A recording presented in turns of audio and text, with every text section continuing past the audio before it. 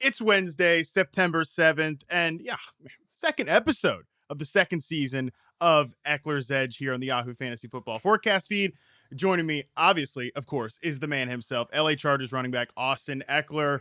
Austin, what's going on, buddy? Matt, what's good, man? We are back for the second of many to come, my friend. The second of many to Yes. come. So looking forward to today's episode and the future ones to come in the future. And man, we got a little bye week. I felt like a little bye week. We had like a weekend off, so I'm feeling fresh, man, going into week one. 100%. I feel ready, or as ready as you really can for the upcoming storm, and I love to see it. I do have to make one quick note here at the top of the show. I need to correct the record on something that I said on episode 1 last week, Austin. I had this whole spiel, and of course it got cut for like all the social videos about how I don't have you on any of my fantasy teams. Austin, I was wrong. I do have you on one of my teams, and actually, like, what a brain fart by me, because it's one of the biggest fantasy leagues in the entire industry. I don't know if you've heard of it. It's called the Scott Fish Bowl. It's like this giant charity league. The reason I forgot was that we drafted in July, so it was so long ago. But yes, you're my top running back on that team. Okay. Yeah, and it's massive charity league, man. I should tell you about it sometime. You'd be really interested in it. So I did want to correct the record on that. You are on one of my teams, which is good for the show, I think. Yeah, absolutely. So you directly, are affected by my play, in some little way. So we'll be able to touch on that as I have myself as well. So, we'll be able to critique myself from myself and from you. I want to hear it from you as someone that has me on their team. Like, what did you think about that week? All that. So awesome. Good to know. It's good to have that synergy. Otherwise, it would have felt really weird if I had like 10 plus teams and had 0 Ekeler teams. I was starting to think. I was like, maybe Matt has like a secret like hate for like Austin Ekeler. Like he doesn't want me on his team. No. So 10 teams and you didn't have me on any of them. I was like, I was second guessing. So I'm glad we cleared the water there. We can be friends now. Okay, that's good. Otherwise, it would have been a long season. Otherwise, also before we get jumping into the whole outline here, Austin, you've got a couple things to mention, a couple giveaways that you want to drop here at the top for the people. Yeah, it's part of the whole ecosystem and part of even why the show even exists. And man, look at that water bottle. We'll see if he can drink it by the end of the show. Oh my God, let's hope not. I'll take 5 pee breaks. But the reason the show is even put together, or why I'm even on the show, is because of the draw of the community of fantasy football. And it doesn't just stop with me giving efforts back to the show. I also do some different giveaways throughout the year. Actually, every single week, if you have me on your fantasy football team, we're giving away 2 signed jerseys every single week. All you have to do is post that you have me on your team on social media, whether it's Twitter, Instagram, and make sure to tag me. And then also for the people out here that are close to SoFi Stadium, we are also giving away game tickets to every single home game. Matt, let me tell you, like, we have never done engagement like this before ever. So I'm super excited for it. We're giving away two tickets to home games and a parking pass, which is almost as expensive as the as the tickets, because SoFi is atrocious to get in and out of. But yeah, those are 2 of the biggest giveaways that I've ever done. I'm really excited to just give back more to the community and say thank you all for all your unconditional support. And let's have a good time this year. So I appreciate you letting me plug those. And so if you guys want to check them out, check me out on Instagram. That's where we post about all that different stuff. Yeah, I saw some folks doing some pretty good air guitars on your Instagram story this morning. So good stuff, people. Get in there, get in on that action. We'd love like a listener of Eckler's Edge to end up winning that giveaway. So that'd be pretty sick. Great. Brownie points if you shout out Eckler's Edge. Brownie points on the giveaway. There we go. Yeah, it's a whole corporate synergy here. All right, one little piece of news I want to cover here before we jump into your Ask Austin. Let me say that again. One little piece of news that we want to jump into here real quick before we get into all your Ask Austin questions, which are awesome. I can't wait to dive in there. We'll go over all of the like big fantasy relevant stuff with all the other Yahoo goofballs the rest of the week. But Austin, I did want to get your takeaway on the Steelers naming Mitch Trubisky as the starting quarterback. That happened Tuesday morning. Rookie Kenny Pickett is officially the backup. I wanted to talk about this with you because I feel like this is actually sort of similar to the way things have gone for you over the last couple of years with the Chargers. Ben Roethlisberger retires. We know Phillip Rivers moved on to the Colts. It kind of like, just again, as you were sort of rising up there, they have like, I think what we all expected with Tyrod Taylor being like the veteran placeholder before you guys moved on to Justin Herbert. Although that was a weird situation for my guy Tyrod. Shout out to Hampton Roads, Virginia's finest, Tyrod Taylor there. The Steelers are kind of in that situation too, with a veteran quarterback kind of holding the place for a rookie that we expected to take over the job at some point. So Austin, kind of dive into that, like the Rivers or Herbert comparisons and how you sort of started to make those last episode, like your playing style and how that changed as you were going from veteran quarterback to a younger guy. Yeah, I'll touch first on just the quarterback scenario, and it's different. It's always situational, but as a general sense, the quarterback position is very hard when it comes to the actual mental game.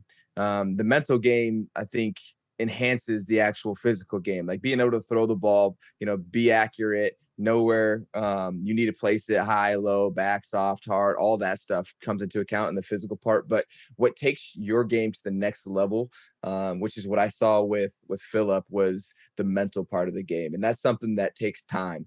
When I came in with Phillip, I think he was going into year 15.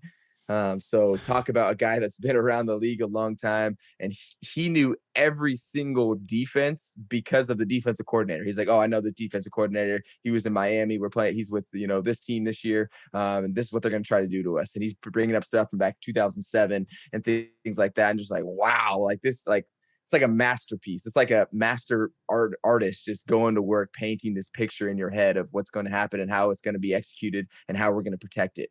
So going from a guy like that to going to a guy like Justin, with Kenny Pickett, I think he's young, right? He's going into what? Yeah. This is his rookie year. Is year, or is this year 2? No, this is Pickett's rookie year. Yeah, so it's his rookie year, right? So he's really young guy coming in. So when we had, our transition when Phillip left, we, drafted Justin Herbert. We also brought in a vet, right? Tyrod Taylor. He'd been around too. And so it's to kind of just bridge that mental part, right? Because to be able to run an offense, it's really hard to just come in and just plug and play like you can for like a running back, where it's more so, hey, follow this line. Here's your responsibility. You're not out there, chiefing the offense and everything like that. So to me, it makes sense. I think it's kind of something that you see around the league, bringing in some type of veteran quarterback. With hopes with that your guy that you drafted is going to be eventually the guy, right? That's why you're paying him all that money to draft him. So I think that's going to play that self out, and it's also an opportunity for Mitchell Trubisky to be like, hey, can you continue to play at a high level? So right. 2 opportunities that are going to be presented to both of those guys. But as far as play, yeah, it's definitely different. It depends on your quarterback. For me, going from Phillip Rivers, who wasn't very mobile, and anytime the pocket broke down, it was either sack or he's trying to find Austin in the flat, to a guy that can, is a little bit more mobile, can move around a little bit more, is a little bit younger in his career than I came in with Phillip. So, is a little bit more agile, has a little bit stronger arm strength. Now I've seen, some type of decline in my catches. Instead of catching 97 balls, I'm only catching 77. And those 20 that make a difference, right? Especially if you're talking fantasy. But still getting the love. So yeah, it'll play itself out. And like I said, both those guys will have an opportunity to show, who's going to be able to. Kenny will be able to get behind Mitchell and learn. Really, it's the learning process that I would say is the biggest gap. Yeah, I agree with you. I think that it's a bridge, right? You're going from Trubisky eventually to Pickett, just like you guys were going to eventually go from Tyrod to Justin Herbert. But really, to me, I think the biggest thing is what you said last week and what you just alluded to there. It's the structure of the offense and how it changes.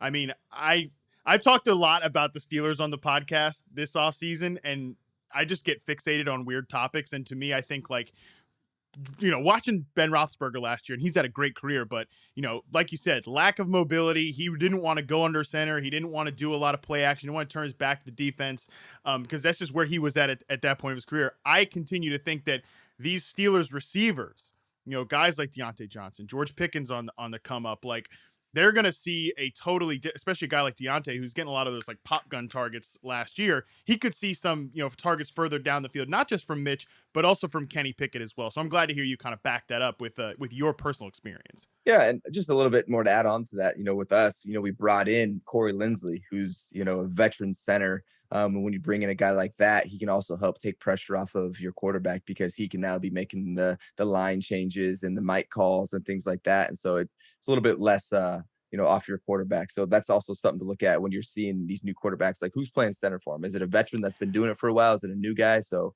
the layers, if you want to get real deep and really analytical about it, it all matters.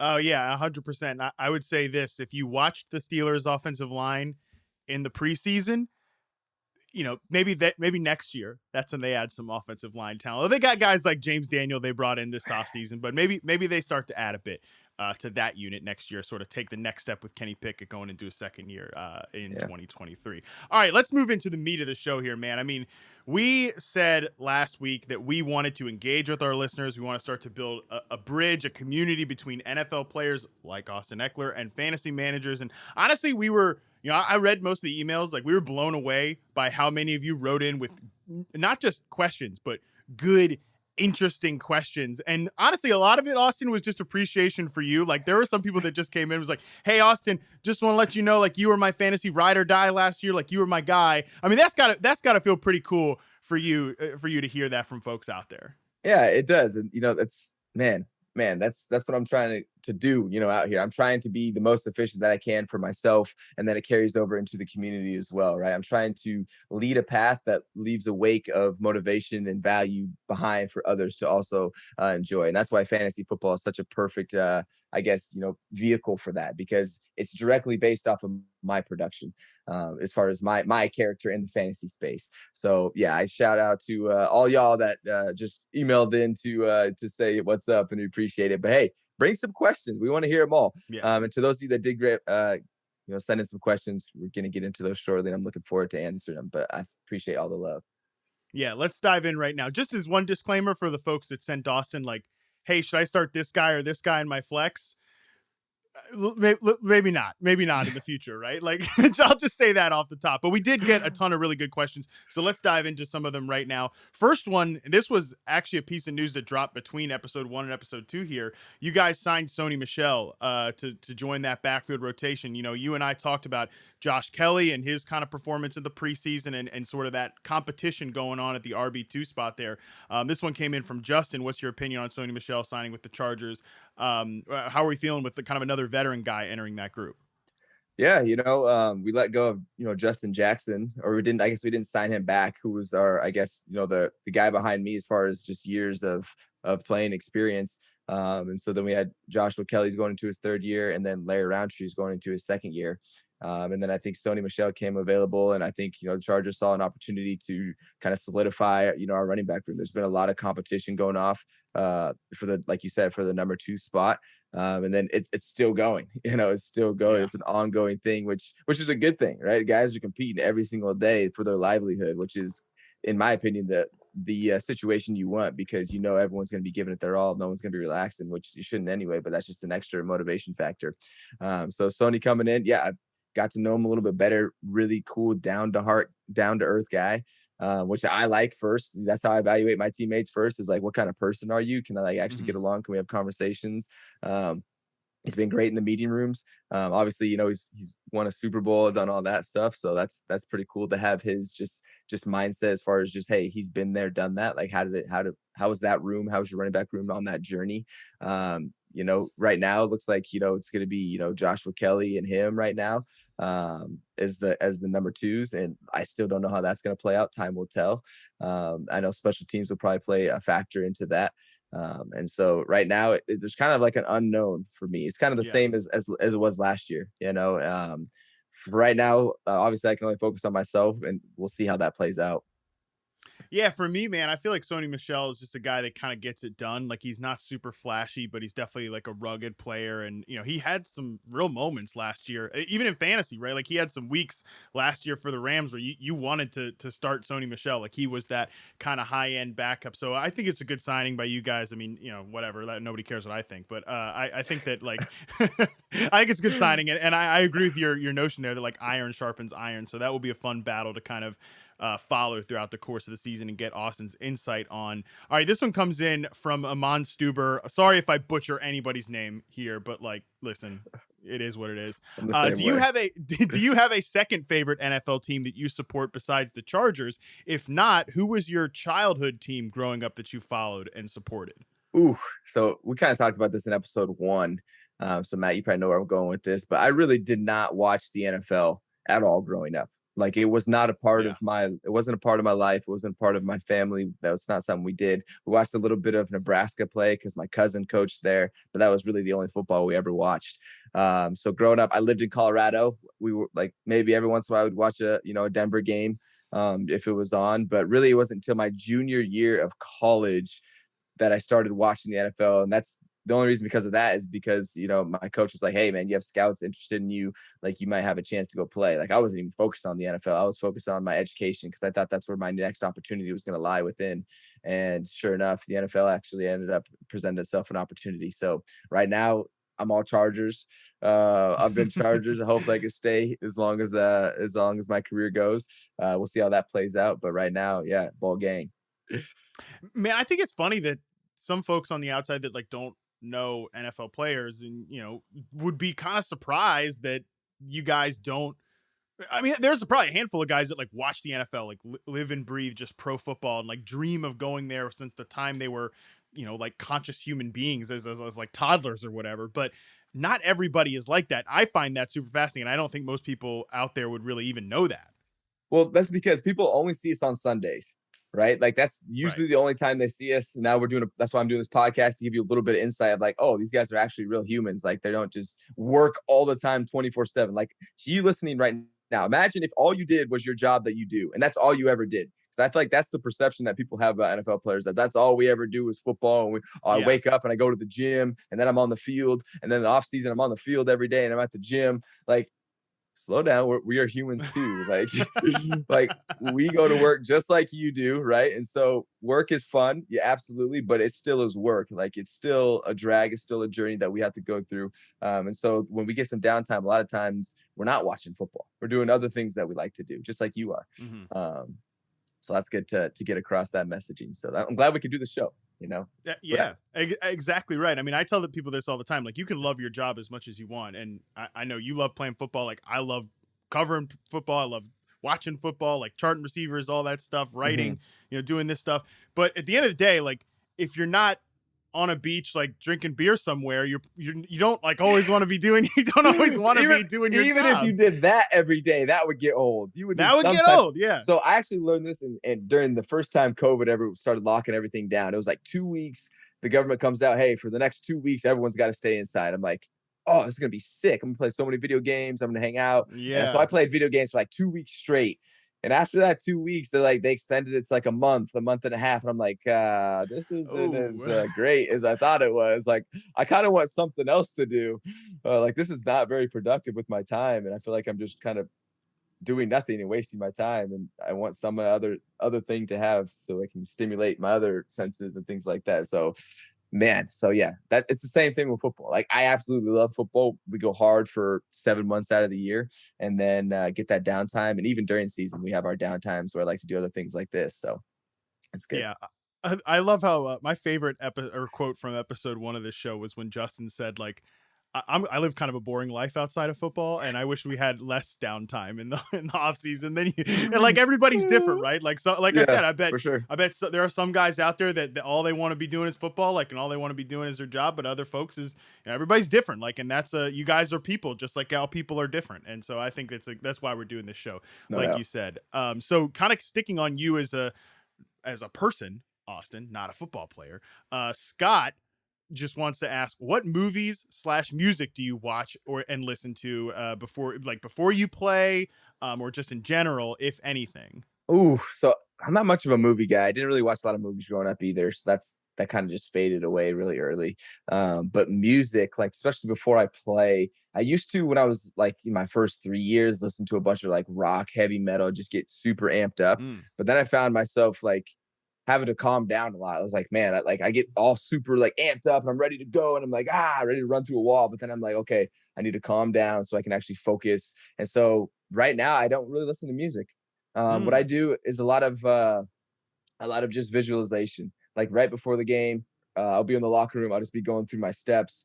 Like I'll have my like I'll have my helmet, my pads, everything on. I'll just be going through my steps.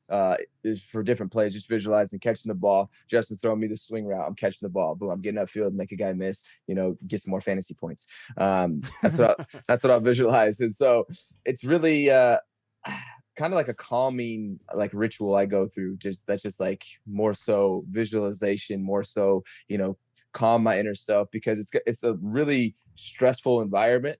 And the more calm I could be, the more locked into what my job is, I think the better I can play. Because that's how it is in practice. In practice, there's not thousands of fans yelling. It's not, games on the line type of stuff. So if I can try to just simulate that type of environment where I'm playing free, playing like myself, that's what I've noticed to be the best for me. So sorry I didn't really answer your question. No. Well, The hey, you answer got is no, I guess. right before you got on this show, you were singing some Coldplay. So like I that's your hype music for the show. It's just I always like to listen to stuff before I speak, because it gets me in a mood where I'm like singing and like songs that like kind of pick me up. And it's not always Coldplay, obviously, but it's just like things that I might listen to. Like I have a bunch of playlists with some old rock, some new rap, some pop, some like just a whole bunch of different stuff that kind of gets me in a mood. I got the guitar behind me, it might rip a riff on there. So I don't know, something about music that gets me ready to speak. Well, I got all my guitars, a few in this office, a few out there. So maybe we'll do like a little track before we Mel jump and on here. my girlfriend and I will have to show you maybe on an episode. We'll play our little music, our little song that we've made. Oh, I would absolutely love to see that. And I think the people would too. Yeah. All right. Next question here from Will. Is there any particular reason that you wear number 30? Is there any significance to that? I think people love to know this type of stuff. So just to keep it short and sweet, I wore it in high school and then coming back into the pros. Wore it in high school, number 30. In college, I wore 31. And then I got into the pros and I was number 3, which at the time running backs couldn't wear number 3. And so I had to pick a different number. And there's like 4 numbers available for me in the running back numbers that I actually was intrigued in. And 30 was just one that I had worn before. So I was like, hey, let's run it back. So 30 it is. So there's no like special significance. Do you guys actually, zero. Do you guys ever, again, I said earlier, I get weirdly fixated on certain topics. I'm like obsessed with how, and this whole number change thing, man, like this is when I knew I was getting old. Like I was like totally getting into boomer status here, that I was like, back in my day, like, wide receivers wearing number 1. I don't know about that, man. So like, do you guys care at all about like the way that a jersey number looks on you? Because I mean, Austin, like 30 looks good on you. It might not look as good on like a damn left tackle or something like that. Right. I actually hate it. I hate it because I used to really, just as an offensive player, especially people that are in the box, like when I mean the box, like in between the tackles, like we use numbers to recognize who people are, right? And usually it's like 90s are D linemen, 50s and 40s are going to be your linebackers type bodies. So it's like now I got linebackers wearing number 6 or wearing number 9 or number 3. It's and I'm weird. like, and I got like D linemen wearing single digits. And I'm like, okay, who is that over there? Okay, that's number 3. That's a D lineman. Like it just makes me think a little bit more. So that's why I don't like it. But they think it looks good on them, give them the right to. It's just an adjustment. Like you said, it's just the old school. I've been doing something one way, it gets changed. Obviously there's going to be some type of learning adjustment that's going to have some growing pains, but it is what it is. Let guys wear the numbers they want to wear. I think that's appropriate. Honestly, I'm really glad that you said that, because like when I'm watching film and stuff too, it's like so easy to see like 80 and then like a guy on the side there. Like when I'm spotting the receiver, it's like, okay, there he is, to the point that, I mean, this is like something you guys probably do this too. It's like, okay, what's like, if he like Keenan Allen, bro, like he wears those long white arm sleeves. Thank God for Keenan Allen. I spot him so fast on every play, right? Some other guys though, it's like, it's just God forbid you go out there like the Bengals, they got those all white uniforms. They're all wearing all white, all wearing black socks. And then, Jamar's got the one number. He's hard to find, man. So like, I'm glad to hear you say that, because that's a struggle that I live too. It's ridiculous. All right, this question comes in from a few listeners actually that sort of sent this in, including one by a guest of this podcast, Dr. Edwin Porras from Fantasy Pros. They wanted to know, like, what is your mentality while rehabbing? How do you keep up your confidence when you can't play the game? And when do you see like a player, maybe even yourself, like, well, let's get to the first thing. So the first two things first there at that point. What's your mentality while rehabbing, and how do you kind of keep your confidence up when you can't like play in the game? Like, what is that process, the rehabbing through injuries, like during the season? Yeah, first of all, I'll say, yeah, injury is the worst thing when it comes to being an athlete, because a lot of it is things that you can't control, right? Mhm. And in this case, when you're injured, you can't really control injuries a lot of the time, and it's directly dealing with your body, so it's directly affecting you. So having something that you can't really control but that directly affects you is very frustrating, and that's in, I mean, all walks of life. And when I dealt with my hamstring injury, it was very significant. I could barely walk for like 2 weeks. It was crazy. Man. And so coming back into it, really my confidence, I think, it wasn't high, it wasn't low. I was definitely upset, frustrated. All those, I feel like very appropriate emotions to be feeling when you're injured, obviously in pain. But I just knew I wanted to get back. And so Right. I also knew at the same time I didn't want to get back too fast, especially with hamstrings. I did not want to re-injure my hamstring. And what actually helped me a lot was, my teammates that had injuries like that all saying, "Hey, look, don't rush it back. Like, make sure you're right." And so throughout my journey of coming back, my confidence, seeing the team struggle, we didn't have the best year that year. It's just like, like, it's even more frustrating. Like, I feel like I'm wasting, talent because I'm not able to play, but it's something I can't control. So psychologically, it definitely plays a toll on you. But really, I was just focusing, okay, let's just consistently try to come back. And here's the thing too, and I knew when you get back, you're not going to be the same person. Like, Right. for me, I dealing with the hamstring, so I'm not running.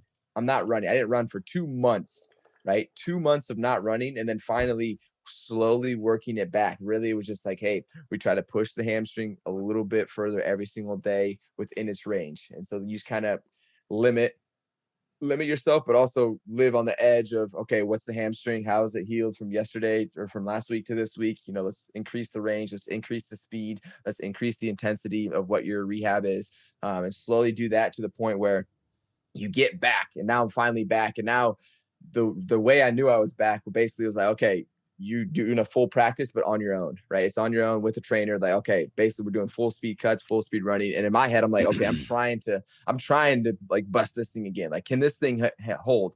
Right? Because when we're Mm. full speed, these guys are hitting me. They're not holding back. So I need to Yeah. make sure that this thing is ready to go. And so finally got up to that point and then got back into the game, I think against the Bills after, like I said, like 2 months. And then, man, you're just not the same, and so that year definitely was a slower year for me because I just took 2 months off of running, and then all of a sudden I'm back in as a starting running back.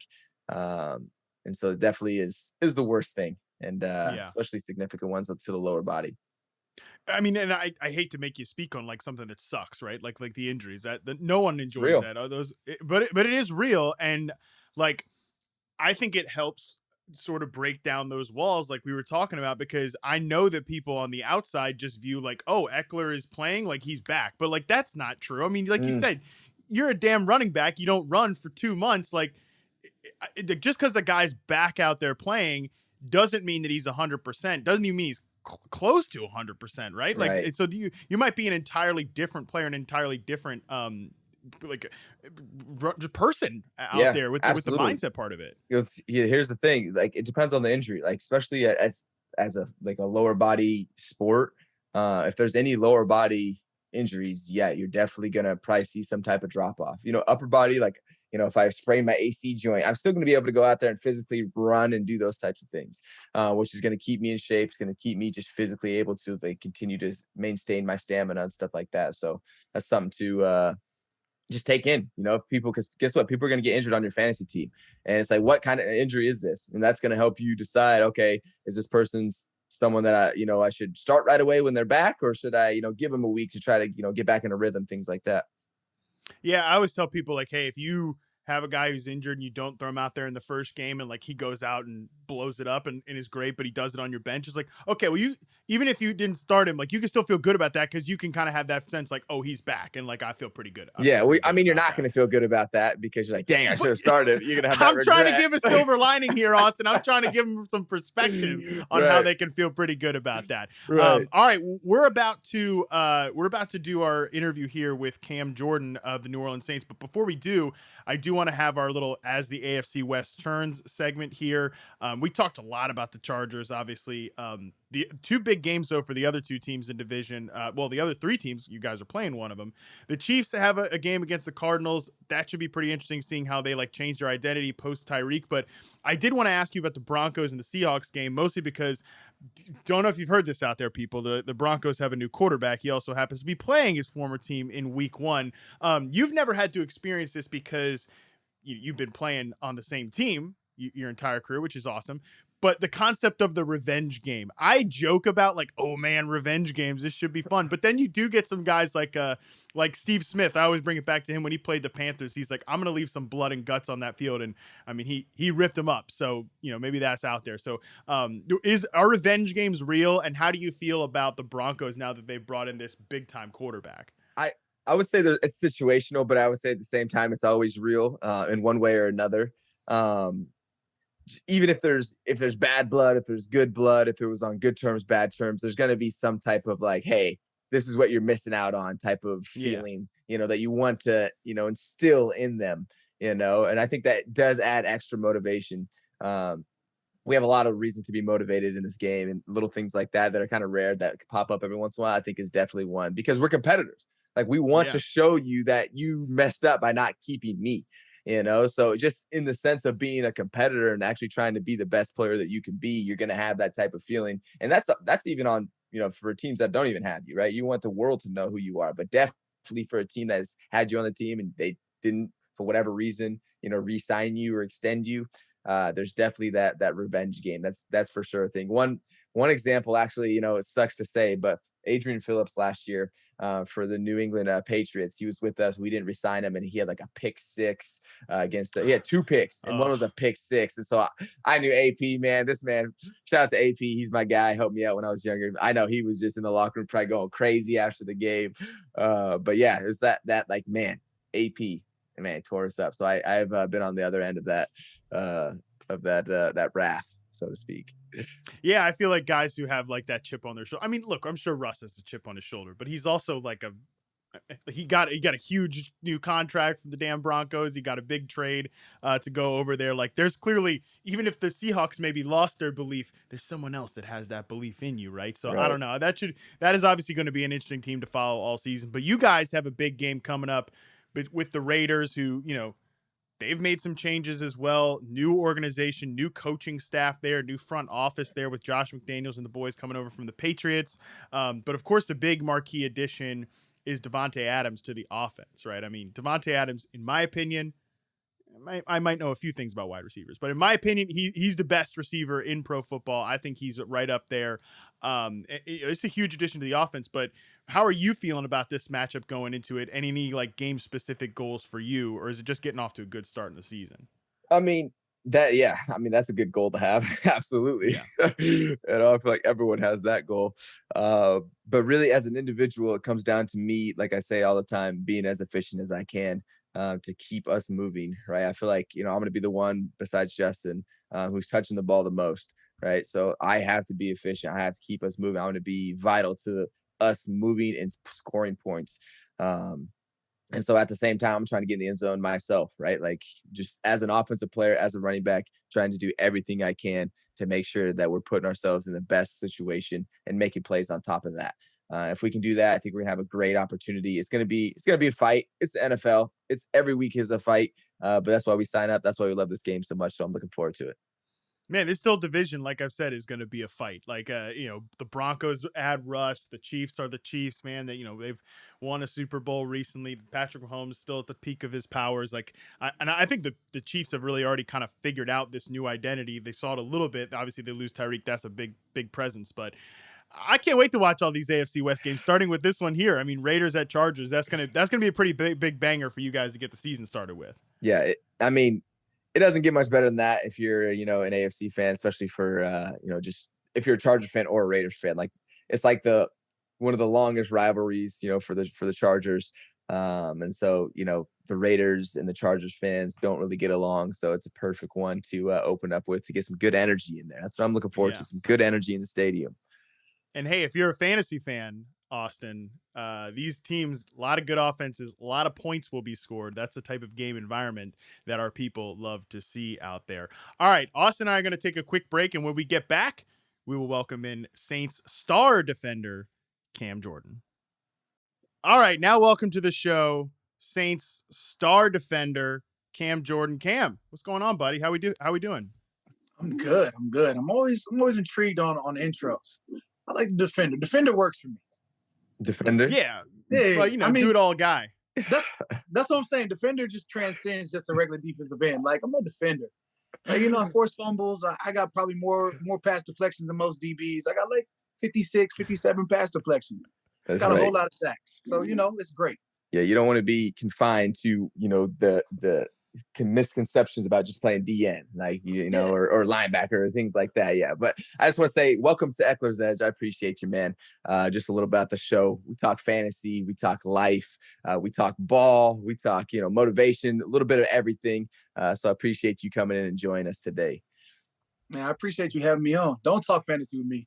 I'm emotionally scarred from the first time I ever tried to do fantasy. I'm done with fantasy drafts. I can't keep up in the middle of the season. Like, I'm not keeping up with everybody who's like getting injured or rotating in or out or get traded. Like, it got too much. I'm focused on putting hands on something. Well, now I'm intrigued. That's now you got our curiosity. Wait a minute. What happened? What happened? When did you do fantasy? One of my had to been like 7-8 years ago now. Like, my boys were doing a fantasy league, and I think like it was a lot online. It was like, it wasn't even monetary. It was like if you're the bottom tier, you have to like go eat at like Waffle House or something like that. And it's like it was like a lot of waffles. It was like an inordinate amount of waffles. It was like 15 waffles, 16 waffles, right? Or you had to spend. It was like an hour, somewhere in there. It was like 8 or 9 hours you have to spend in Waffle House, in like just sitting in Waffle House. Looking like a real creep. Right. Not like, hey, I'm coming in at 2:00 in the morning. No, like, we're coming in at 3 p.m. and you're gonna stay here till darn near midnight. Nah, to eat all these waffles, man. That's one thing that I've actually learned more, because I haven't been in fantasy for very long, probably 3 years now.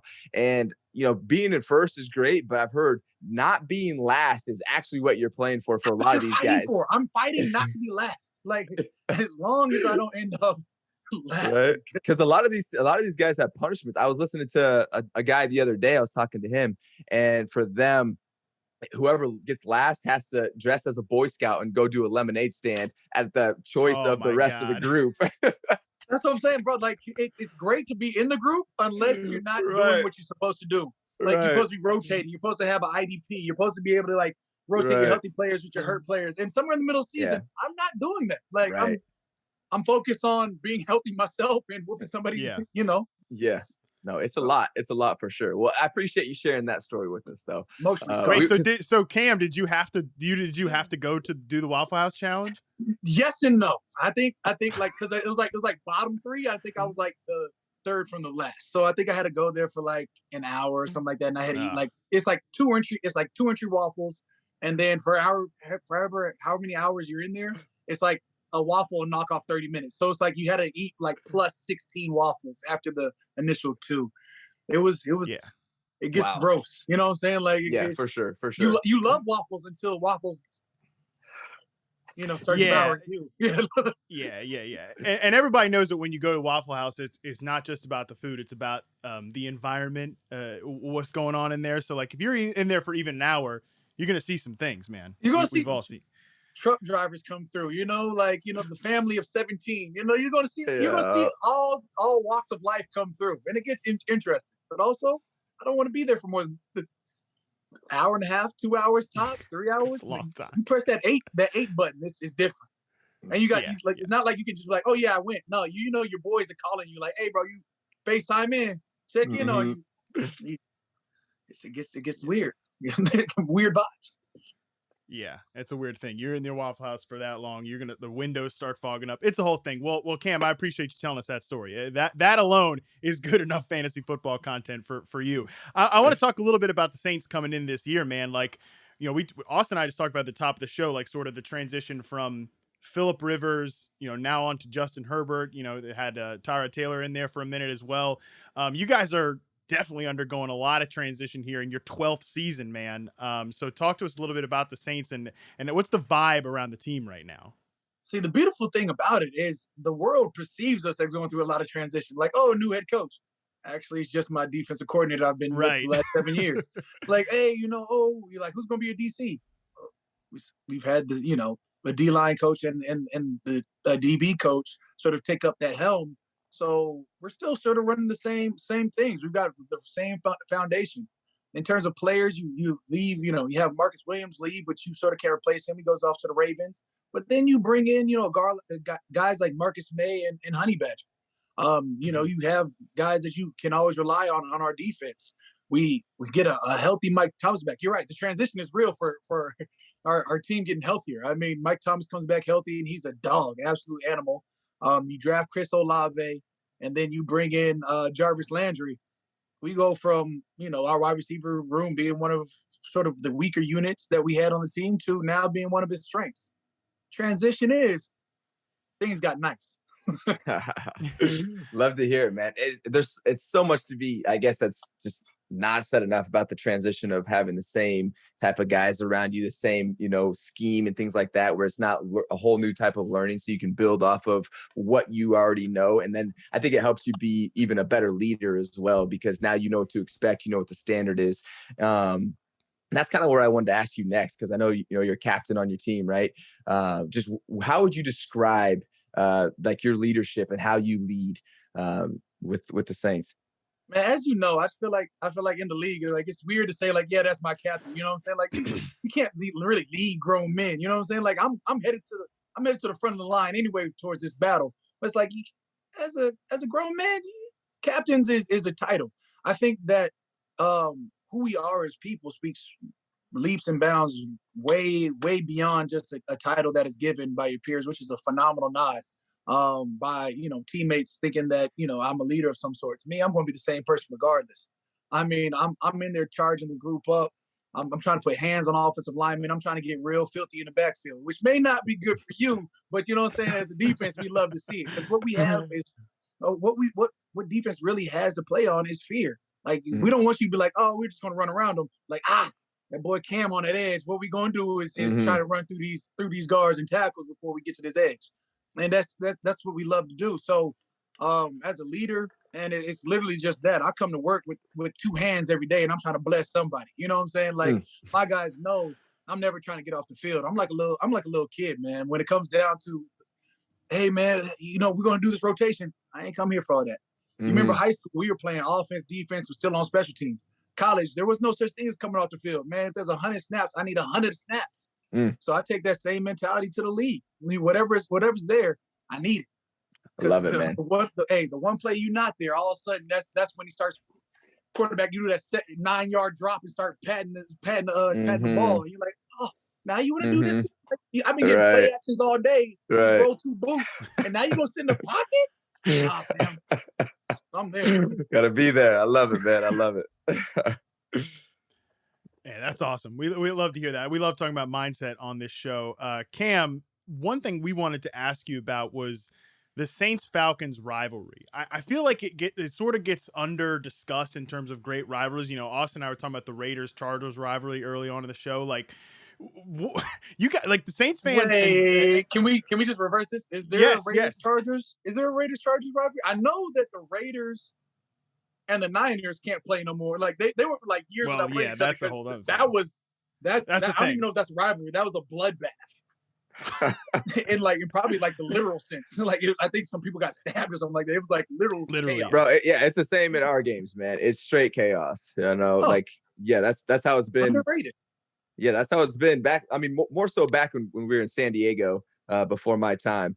But yeah, it's just the turnout for now. I mean, we moved up to LA, so our fan base took a hit, and so it's a lot of Raider fans around there. But still, yeah, just The Los Raiders. Yeah. Yeah. Yeah, there you go. The Raiders fans have some things to say about at the Chargers games. That's definitely for sure. But Cam, like, you guys have a rivalry going with the Falcons, and I mean, even on like social media and stuff, like on Twitter. I mean, I follow a good bit of Saints fans, good bit of Falcons fans, and like those folks hate each other. Like, they legit hate each other. Yeah, it's beautiful, isn't it?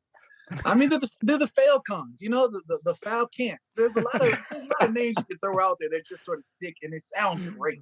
You know, they had the whole moniker one year of talking about rise up, and they like fell short, you know, and not even fell short in like oh man, we could have, like, was up 28-3 and then blew it all. You know, you love to see it. I mean, never gonna live it down. Like, you can't live it down. You know, billboards, whatever happened. And they can try to do what they want. But at the end of the day, they know they got to see us. And I don't even know if it's a rivalry if we talk about my era, Saints Falcons. I think I'm like 2-1. And I don't know if that's a rivalry. But it's a great time to see him. Yeah, it's definitely a good time to see him this year. All right, Cam, you're here on behalf of Body Armor Super Drink. Tell us a little bit about what you got going on with Body Armor. Man, you know, Body Armor Sports Drink, it should be a super drink. I mean, when you talk about everything that is packed with the load of, you know, potassium, the electrolytes that are given into it, there's the idea that it's got no artificial ingredients in it. Like, you know, we're so aware of what we put in our bodies. And after, you know, you grind, like it's a on an off day, you wake up, you work out, you watch film, you hit the sauna, you hit a steam room, you hit a stretch. And it's just that important to know what's going on in your body. You're eating right. You got to be able to drink right. I mean, whether it's water, whether it's the lights. I'm not gonna lie. I put my 3 favorite flavors in the back. You know, I've got the peach mango, I've got the goldberry, and then I've got that Mamba Forever, that strawberry grape. It hits different when it's ice cold. But I mean, just seriously, knowing that there's no additives, right? Knowing that all the ingredients in there is sort of just what it's going to be, and the fact that you hit a light and now you got some coconut water in there. I'm going for the superior hydration. Body Armor it does that for me in an elite way. Yeah, man, I'll say this, you know, Body Armor, I feel like it's probably in every single locker room across the league. So shout out to Body Armor. You know, we know how it is, man. Like, our recovery is so important. So getting all that nutrition back in our body, especially after workouts, the hydration is the point you touched on, especially out here in Cali. I know we got it in our locker room out here because it's hot. Hey, I'm bringing it in because this is a competitor drink.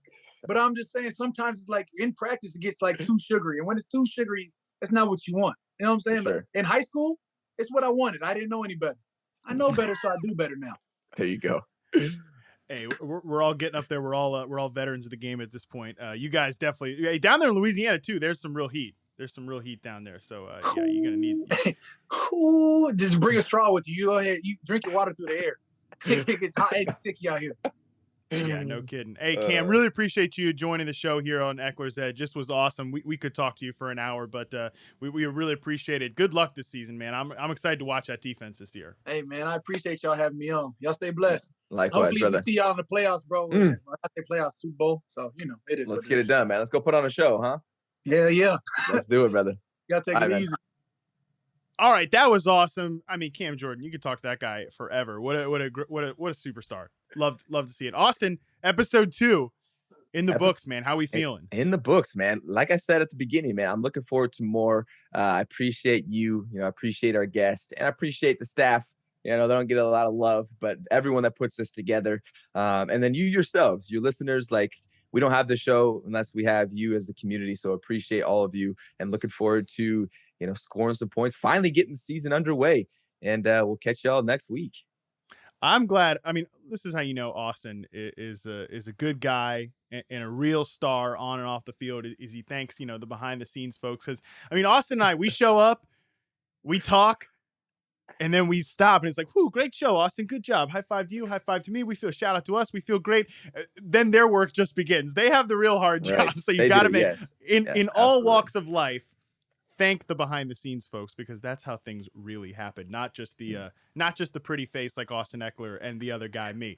All right. That is going to do it for us. You can follow Austin on Twitter at Austin Ekeler. You can follow me at Matt Harmon _BYB. And while you're there, for God's sakes, make sure you're following at Yahoo Fantasy. I will be back tomorrow with Dalton Del Don for the first Stat Nerd Thursday of the NFL season. Oh my God. How exciting.